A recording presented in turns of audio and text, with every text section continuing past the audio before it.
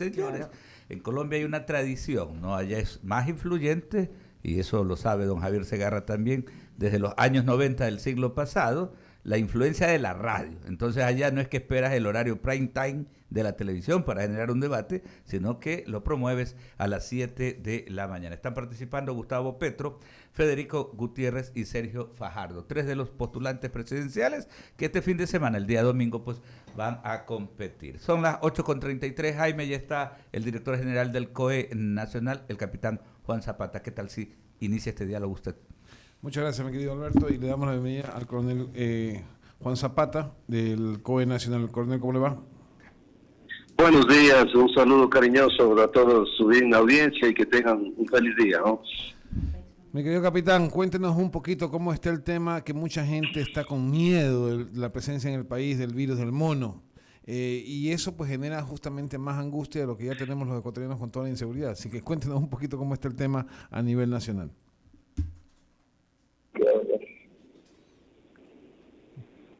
Capitán.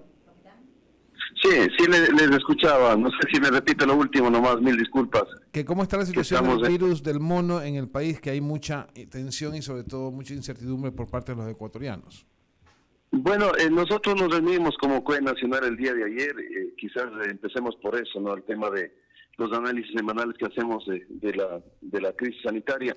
Y la situación en el Ecuador sigue yendo muy bien y eso nos alegra, ¿no? Los datos siguen siendo estables, tenemos alrededor de 1.600 contagios, no olvidemos que siempre el parámetro de comparación es la segunda semana de enero, que tuvimos más de 52.000, y 670 más o menos atenciones, cuando en enero la segunda semana tuvimos 63.000, es decir, los datos son sumamente estables. Eso nos da una tranquilidad porque significa que usted sabe que si lo sanitario va bien, pues obviamente la reactivación camina a paso firme y la idea es obviamente seguirnos reactivando, pero tenemos que seguirnos vacunando, eso es fundamental, hay que seguir acudiendo a la primera dosis de refuerzo o a la segunda, de acuerdo al caso, porque ha sido el escudo fundamental que nos ha permitido tener estos indicadores que ya por varias semanas son indicadores de los mejores de la pandemia, de los mejores de la región, así que por ese lado da la tranquilidad a la ciudadanía de que estamos yendo muy bien, el país goza de buena salud si hablamos en temas médicos del tema de la COVID. Respecto al otro tema, la señora ministra de Salud fue sumamente clara ayer, no tenemos casos acá. No olvidemos de que es un tema totalmente distinto a lo que es la COVID. Cuidado, nos confundamos que esto puede ser de las mismas características, que hay que tomar decisiones en aeropuertos o en otros temas. No, en absoluto. Se ha activado la situación, la alerta epidemiológica. El ministerio ha sido sumamente claro y creo que hay que estar monitoreando.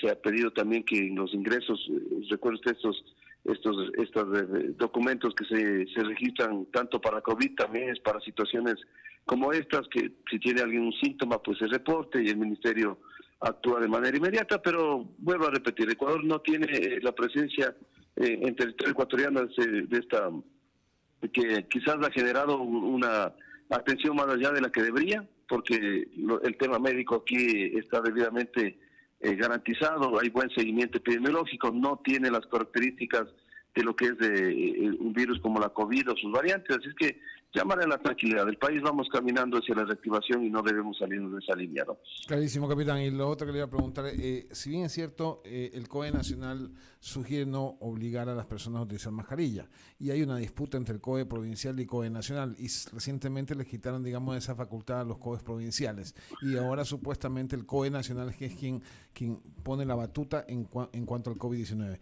¿Es obligatorio o no es obligatorio usar mascarilla, sobre todo en Guayaquil? Mire, ayer con los datos que nos presentó la señora ministra, el COE ratifica el tema de la voluntariedad en el uso de la mascarilla, ¿no?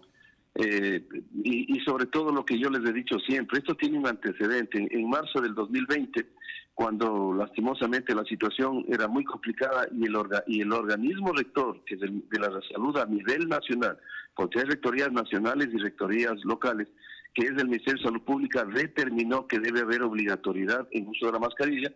Obviamente, al no tener una ley de pandemia o una ley que nos acoge en el espacio público, en ese momento se dispuso a los COEs cantonales, porque estábamos en estado de excepción y podíamos tomar esa decisión, que generen una norma para que se haga el tema obligatorio en el espacio público. Y efectivamente los GATS hay que agradecerles, muy respetuosos de esta disposición, generaron estas normas para, y de hecho la ordenanza de Guayaquil dice, para la movilidad en el espacio público en Guayaquil, el movimiento en el espacio público en Guayaquil. Entonces, una vez que el mismo organismo rector, que es el Ministerio de Salud, a través de una resolución del COE, quita la obligatoriedad del uso de la mascarilla, obviamente que las otras leyes que se establecieron para el espacio público en ordenanzas ya quedarían sin efecto, sin sustento normativo, porque está claro que la norma o la Rectoría de Salud, pues nadie puede discutir que es un tema del Ministerio de Salud Pública, por lo tanto de rectorías nacionales a través del COE nacional. Entonces, la situación está absolutamente clara. Yo creo que hay que, de acuerdo a los indicadores, mire, ya estamos un mes prácticamente sin usar la mascarilla y los indicadores siguen estables, siguen a la baja, siguen siendo de los mejores que tenemos en el país, así que hay que dejarle a que el ciudadano elija voluntariamente en dónde él se coloque la mascarilla, porque no hemos tenido afectaciones. Mire, en la última semana, gracias a Dios, de los que veníamos conforme a la segunda semana de enero de tener 143 fallecidos con ya certificado COVID y 43 sospechas, las últimas semanas tuvimos tan solo una persona, y como nos decía la ministra, en muchos de los casos ha sido gente que no tiene el esquema completo de vacunación, por lo tanto hay que seguir motivando a la vacunación, eso es fundamental. Por lo tanto, las cosas están absolutamente claras, ¿no? Hay, como nosotros hemos sido respetuosos, porque yo les decía el mismo ejemplo la vez anterior, ¿qué tal? Y en términos generales, del 98, cerca del 99% de municipios han acatado esta disposición. Hay 2 o 3 municipios que todavía, a lo mejor en los próximos días, resolverán, pero en el tema normativo está absolutamente claro, y es lo que yo le decía, a pretexto de que estamos en una pandemia, y decimos a lo mejor hay un peligro grande en el transporte público de los buses, que va mucha gente y el COE decide, no, aquí entran solo 30, no podemos hacer eso, porque esa no es una competencia del COE nacional, sino es una competencia de los municipios, y hay que ser respetuosos de las competencias, porque a veces la gente, obviamente, se genera una confusión. Sin embargo, mire, con todos los COEs hemos trabajado alineados, esperemos que ya en estos pocos días, pues, la situación se aclare, pero lo importante de todo esto es que los datos sanitarios nos permiten aquello, que usted tenga la voluntariedad de poder decidir en dónde usa la mascarilla. Porque yo me pongo, y con esto termino, por ejemplo, si en algún establecimiento público del Ejecutivo, por ejemplo, un funcionario que está en un espacio abierto, ventilado, etcétera, y decide no usar la mascarilla, ¿bajo qué norma algún agente municipal lo va a sancionar? No le encuentro yo la norma o la sanción, porque tiene que tener una base jurídica para sancionar. La ordenanza que sancionaba en espacio público, mismos COEs cantonales ya lo dieron también de baja, porque decidieron que en el espacio público acogerse a lo que decía el COE nacional. Entonces, para nosotros la situación es absolutamente clara. La ciudadanía decide voluntariamente en dónde se coloca la mascarilla, y los datos sanitarios ya a un mes de este tema nos siguen respaldando que la decisión obviamente no nos ha complicado, ¿no? Correcto, capitán. Es decir, hemos controlado, más no ha desaparecido la pandemia. Pero aquí vamos y esperemos pues que las cosas sigan por esta vía.